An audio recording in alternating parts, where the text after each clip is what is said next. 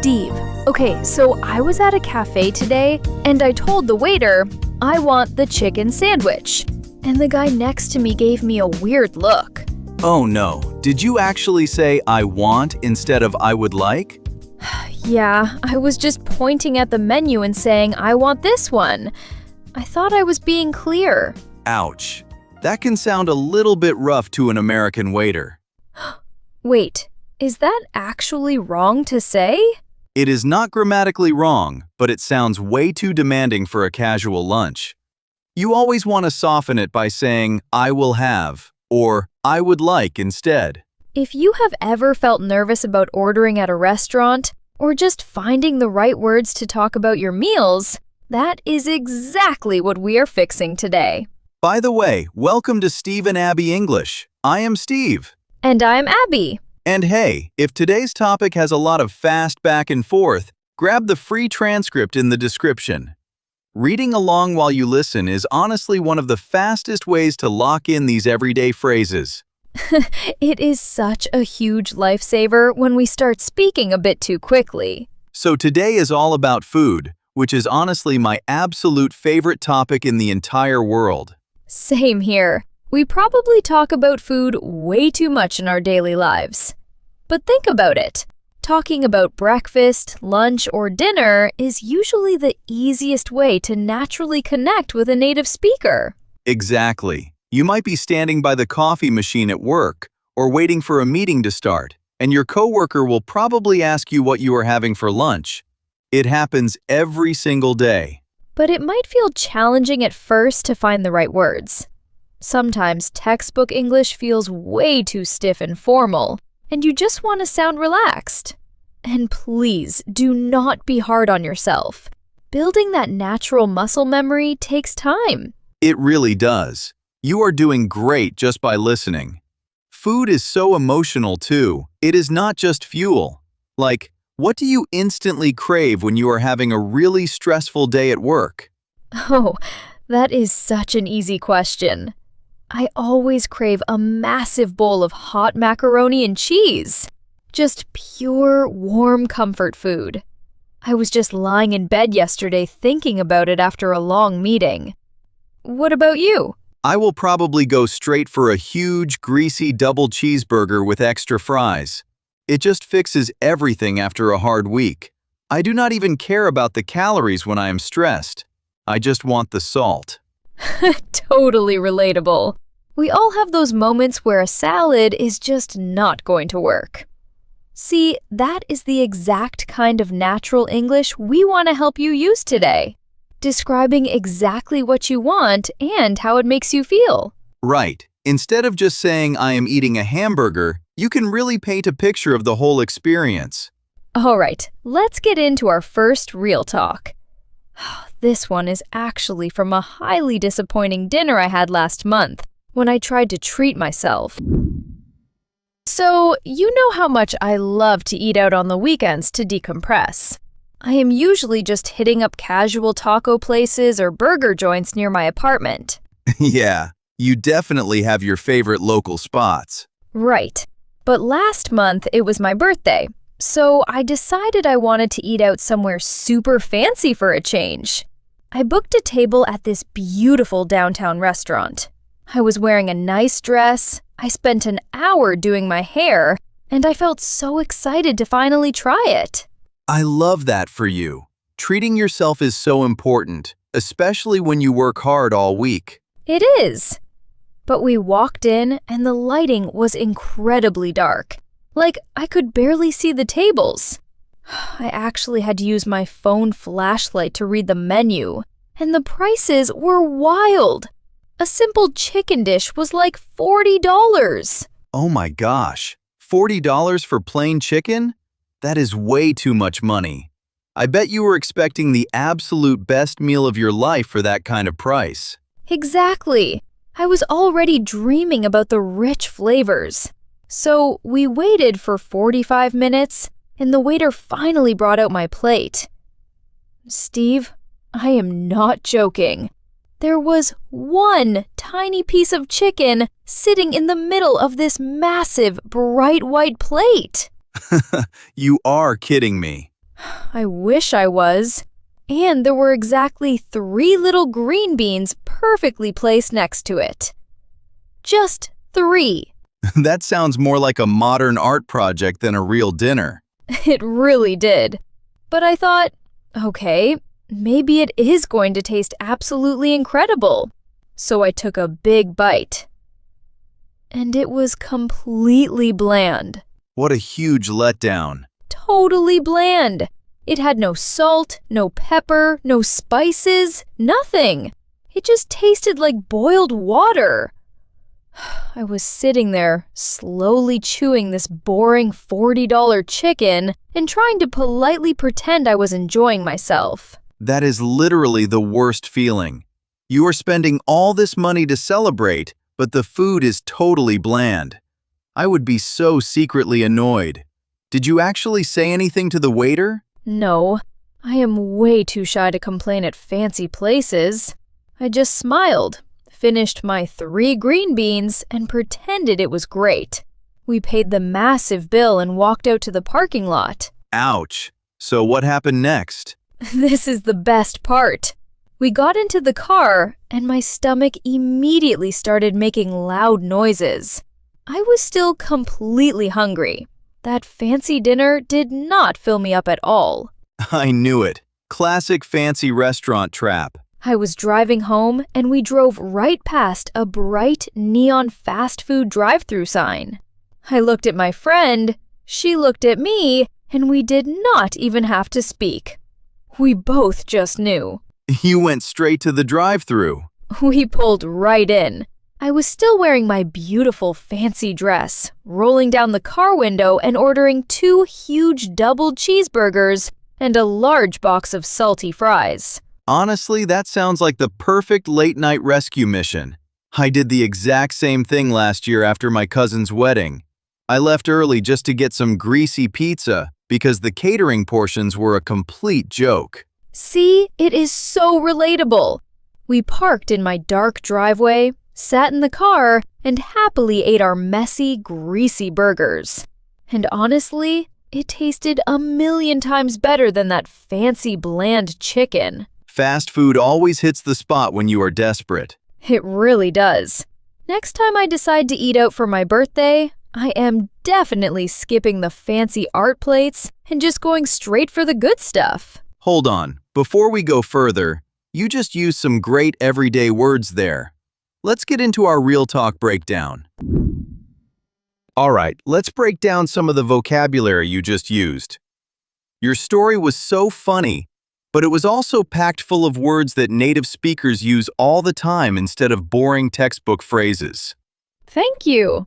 And honestly, for everyone listening out there, using these casual phrases is what makes you sound like a relaxed, everyday person. It might feel a bit challenging to drop your safe textbook words at first, but that is completely normal. Exactly. You do not need to sound like a professor when talking about a late-night cheeseburger. The first important phrase we need to look at is eat out. Yes, instead of saying the full sentence, I want to go to a restaurant, we almost always just say eat out. It has a much more fun and casual vibe to it. It sounds like a fun weekend activity instead of a formal event. Right. Go to a restaurant sounds a little bit stiff. Eat out feels cozy and everyday. For example, you could say, I am way too tired to cook dinner tonight. Let's just eat out. That is a perfect everyday example. Or another one would be, we try not to eat out too much during the week because it gets really expensive. It is a game changer. Okay, the next word you used was bland. You said the chicken was completely bland. Yes, bland. This is the absolute best word to use when food has no flavor, no salt, or no spices. It is so much more descriptive than saying it has no taste. And it naturally carries emotional disappointment. When you call something bland, people instantly know you are sad about your meal. For example, the tomato soup was okay, but it was a little bit bland for my liking. Exactly. Another simple example could be, I totally forgot to add salt to the roasted potatoes, so they turned out really bland. It is a great descriptive word. Finally, the last phrase we should talk about is hit the spot. I said fast food always hits the spot. I love this idiom. It means something was exactly what you desperately needed in that specific moment. It describes a very deeply satisfying feeling. Yes, it is usually about a strong craving. For instance, after a difficult hike in the sun, a freezing cold glass of water really hits the spot. Oh, that sounds so refreshing. Here is one more example. I was craving chocolate all afternoon, and that warm brownie completely hit the spot. Using idioms like this will make your English sound so warm. Okay, now that we have got those words down, let's look at the flip side in real talk too. So, we were just talking about your quiet, fancy dinners, but my story is basically the exact opposite. It was incredibly messy, very loud, and probably one of the most painful meals of my entire life. Oh no, I am already so intrigued. A few months ago, I was hanging out with some friends at a noisy local sports bar. We were watching a football game, and I was not starving yet, but I was feeling a little bit peckish. I just wanted a small, salty snack. Right, just a little something casual to chew on while watching the game. Exactly. So, I looked at the menu and saw they had this famous hot wing challenge. If you eat 10 of their super spicy wings in under 10 minutes, you get a free t-shirt and your picture on the wall. Steve, please tell me you did not actually do the challenge. Oh, I totally did. My friend started hyping me up, and I foolishly thought I could easily handle the spice. So I ordered the plate. The waiter actually warned me and asked if I was absolutely sure. That is always the very first red flag. When the waiter warns you, you should always run away. I know, I really should have listened. But I just smiled and said yes. 10 minutes later, this huge plate of wings arrived. They were glowing red, and the smell of the hot sauce actually made my eyes water before I even took a bite. That sounds absolutely terrifying. It was bad. I picked up the first wing and took a massive bite. For about 3 seconds, I thought, hey, this is actually not too bad. But then, the real fire suddenly hit me. Instant regret. Utter disaster. My tongue felt like it was on fire. I was sweating right through my shirt, and my face turned completely bright red. My friends were just laughing and recording me on their phones. Oh my gosh, what awful friends! Did you manage to finish all 10 wings? Not even close to 10. I ate exactly 3 wings before I completely gave up. I threw the napkin on the table and actually ran out of the booth. I rushed straight over to the main bartender. Emergency damage control! Exactly. I panicked and yelled, "Please, do you guys have any milk?" The bartender just smiled, reached under the counter and handed me a huge glass of milk. I guess desperate people do this every single day. I bet they keep a whole gallon ready just for that silly wing challenge. They definitely do. I chugged the entire glass of milk in about 4 seconds. I was standing there breathing heavily, just trying to stop the burning in my throat. That sounds absolutely exhausting. I am so glad I avoid spicy food. How did you feel afterward? Ugh, terrible. I slowly walked back to the table, and my friend asked if I wanted to order a normal burger instead. I just shook my head. I said, "No way, I am totally full." But the funny truth is, I was not actually full at all. Your poor stomach was just traumatized. Exactly. My stomach was just in so much pain from the hot sauce that the idea of eating anything else made me feel sick. I spent the rest of the night just sipping ice water while my friends ate delicious cheesy nachos right in front of me. It was a complete disaster. That is such a completely different vibe from my fancy bland chicken. But wait, I heard you drop some interesting phrases there. Time for our second Real Talk breakdown. That story is still so wild to me. But just like my bad chicken dinner, your spicy disaster was full of amazing natural English. Let's talk about the first phrase you used. You said you were feeling a little bit peckish. Yes, peckish. This is such a great casual word. Instead of saying the formal phrase, I am slightly hungry, we just say we are peckish. It means you do not need a heavy meal. You just want a tiny snack. Exactly. It perfectly describes that quiet little feeling in your stomach before dinner. For example, I usually get a bit peckish around 3 in the afternoon, so I always grab a fresh apple. That is a perfect everyday example. Another one could be, we were feeling peckish while watching the movie, so we made a bowl of popcorn. It sounds so much more relaxed than saying we needed food. It really does. Now, the second phrase is so fun. You said your friends were hyping me up before you ate the spicy wings. Hyping someone up. This is a very common phrasal verb. It means your friends are actively encouraging you or making you feel really confident and excited to do something brave. Right. It is the complete opposite of a boring textbook phrase like, they encouraged me. It has so much social energy. For instance, I was so nervous before my job interview, but my sister called me and totally hyped me up. I love that. It shows real emotional support. Here is another situation. The loud crowd was really hyping up the singer before she even walked onto the stage. It paints a vivid picture. And please, do not worry if using these colorful expressions feels a little strange at first.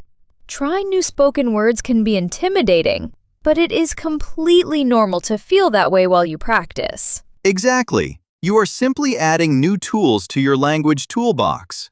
Okay, the final word we absolutely need to look at is chugged. I said I chugged the entire glass of milk.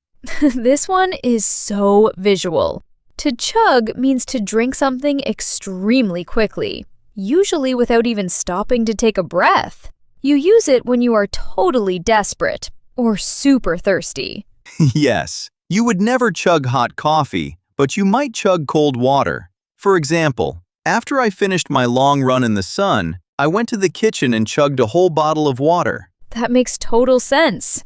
Or you could say, we were running late for the bus, so I quickly chugged my orange juice and ran out the front door. These words really bring your daily stories to life. We have covered some great expressions today, but there are a few sneaky traps you need to watch out for. Let's jump into common mistakes and make sure you do not get them wrong.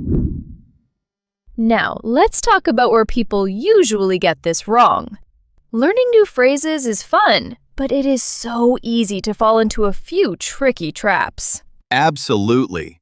The first trap happens all the time when people talk about going to a restaurant. They will say, I like to eat outside on weekends. I hear this one constantly. Eating outside literally means taking your plate into your backyard. Instead, you should always say, I like to eat out on the weekends. Right. Eat out specifically means going to a restaurant, while eat outside just describes your physical location in the fresh air. Exactly. Moving on to our second trap, which goes right back to my story. Do not look at the waiter and say, I want the chicken. Please do not do that. It sounds like you are giving a harsh command. The quick fix is to soften your tone and say, I will have the chicken. It is such a small change, but it makes you sound so much more polite and friendly. The modal verbs just smooth out the rough edges. They really do. Okay, the third trap is about feeling full. Sometimes learners say, that small dinner did not fill me. Yes, and that sounds slightly unnatural. The correct phrasal verb is fill me up. You need to say, that fancy dinner did not fill me up. Adding the word up makes it a complete phrasal verb that native speakers use to describe a satisfied stomach. All right, let's do a rapid review. Do not say, let's eat outside tonight. Say, let's eat out tonight. Do not say, I want a coffee. Say, I will have a coffee. And do not say, "The burger did not fill me." Say, "The burger did not fill me up." And that is how you avoid those traps. But how does real spoken English compare to what you learned in school? Let's check out textbook versus real life. It is always so interesting to see the massive difference between what we study in grammar books and what we actually say. Definitely. Our first example is about wanting a small snack. Textbook English usually says, "I am a little hungry." But in real life, we usually say, "I am feeling a little peckish." It sounds much more casual and deeply conversational. Example 2 is about boring flavors. Textbook English says, "The food has no taste." In real life, we simply say, "The food is completely bland." This word is much faster and paints a clearer picture of your disappointment. Example number 3 is about deep satisfaction. Textbook English says, "This is exactly what I wanted." But real-life speakers naturally say, "This really hits the spot." Idioms like this make your everyday English sound so much warmer. Example 4 is about quitting a challenge. Textbook English says, "I stopped trying to eat it." In real life, we just say, "I completely gave up." Common phrasal verbs are always the best secret to sounding like a native speaker. And our fifth example is about weekend dinner plans. Textbook English says, "I want to eat at a restaurant tonight." Real-life English simply says, "I want to eat out tonight." Textbook English is 100% understandable, so do not be hard on yourself. All right, you have heard us talk enough today. It is time to build that muscle memory. Let's jump into the shadowing practice. Before we actually start the practice, here is a quick pro tip for you. Make sure you hit the pause button after you hear each sentence and repeat it out loud at your own comfortable pace. Our first sentence today is about wanting a small snack. You can clearly use this phrase at work when you are not completely starving yet. Listen and repeat. I am feeling a little bit peckish. I am feeling a little bit peckish. Moving right along to the second one. This idiom is perfect for when a warm meal deeply satisfies your specific craving. Here we go. It really hits the spot. It really hits the spot. And our final expression is about making casual dinner plans. Use this simple sentence when you are way too tired to cook at home. Listen and repeat. We should eat out tonight. We should eat out tonight. Awesome job today. Let's wrap things up with some final thoughts. The biggest takeaway today is that you do not need formal words to talk about food. Just use simple, everyday phrases to describe exactly how your meal makes you feel. We know that learning English takes time, and some days can feel really slow. But every single time you show up and practice with us, you are moving forward. Just remember to stay consistent, stay curious, and trust the process. If you enjoyed today's episode, please hit the like button because it only takes 2 seconds and genuinely helps our channel reach more learners just like you. Also, do not forget to subscribe because we release brand new episodes every single week. For today's community question, what is your absolute favorite comfort food when you are feeling stressed? Share your answer or any English struggles you have in the comments below. Thank you so much for spending your time with us today. Click on the next video on your screen to keep leveling up your English.